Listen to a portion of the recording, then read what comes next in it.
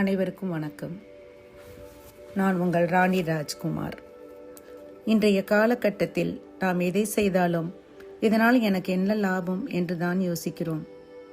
ஆனால் எவ்வித லாபமும் எதிர்பார்க்காமல் தன் மறைவிற்கு பிறகும் அன்பு வாழ வேண்டும் என்று நினைத்த ஒரு மனிதரை பற்றிய உண்மை சம்பவம் தான் இது. சென்னையில் ஒரு முதியோர் இல்லம். அங்கு வாராவாரம் தவறாமல் ஒரு மணி ஆர்டர் வரும். கூடவே ஒரு கடிதமும் வரும். ஐயா, நான் ஒரு சிறிய இட்லி கடை நடத்துகிறேன். நானும் என் மனைவியும் முதியவர்கள். எனக்கு பின் என் மனைவியை பார்த்து கொள்ள யாரும் இல்லை. இதோ நான் அனுப்பும் பணம். இதில் பாதியை உங்கள் இல்லத்திற்கு எடுத்துக்கொள்ளுங்கள். மீதியை என் மனைவி பெயரில் சேர்த்து வையுங்கள். ஒருவேளை என்னிடமிருந்து பணம் வராத அன்று என் முகவரிக்கு வந்து என் மனைவியை அழைத்து செல்லுங்கள். இப்படிக்கு மீனால் ராமசாமி. அந்த முதியோர் இல்ல மேலாளருக்கு ஒரே வியப்பு. யார் இந்த மனிதர் என்று ஒரு ஞாயிற்றுக்கிழமை கிளம்பி போனார்.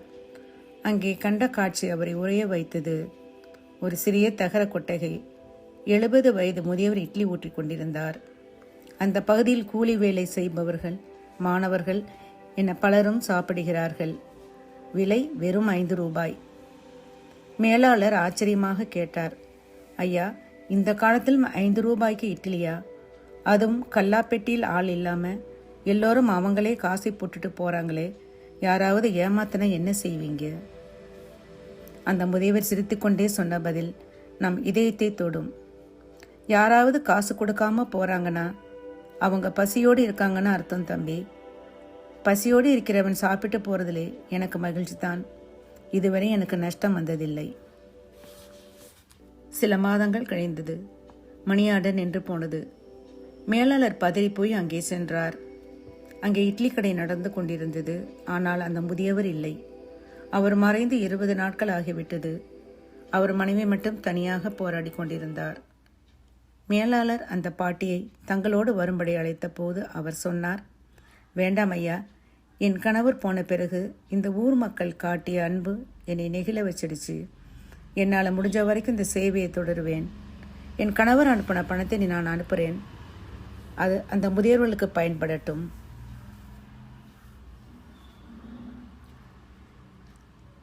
நண்பர்களே, வாங்குகிறதை பார்க்கிலும் கொடுக்கிறதே பாக்கியம் என்று ஒரு பழமொழி உண்டு. இந்த முதிய தம்பதியினர் நமக்கு பெரிய பாடத்தை சொல்லிக் கொடுத்து விட்டு போயிருக்கிறார்கள். கொடுப்பதில் தான் நிறைவு இருக்கிறது. செல்வம் சேர்ப்பதில் இல்லாத நிம்மதி ஒரு ஏழையின் பசியை தீர்ப்பதில் இருக்கிறது. அன்பு விதைக்கப்பட வேண்டும். நாம் மறைந்தாலும் நாம் செய்த தர்மமும் காட்டிய அன்பும் இந்த உலகில் வாழ்ந்து கொண்டே இருக்கும்.